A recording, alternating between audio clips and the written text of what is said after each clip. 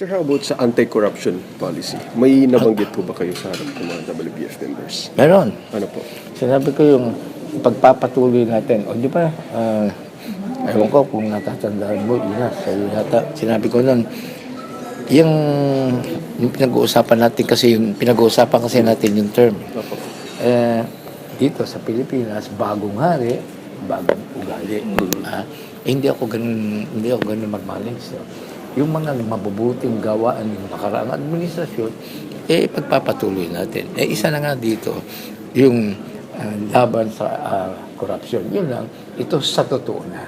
At saka hindi gagamitin yung paghahabla na kahit na naman walang ebidensya, gagamitin niya ang harassment at parang dindig. Malaking pera ang nawawala sa pamahalaan dahil sa graft and corruption.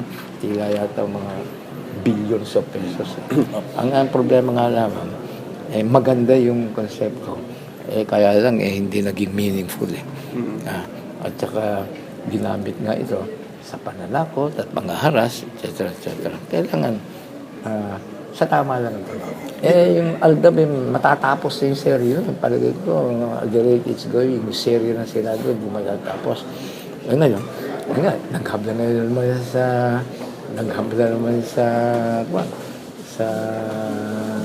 ombudsman para maungkot na noon, no? Pero wala na.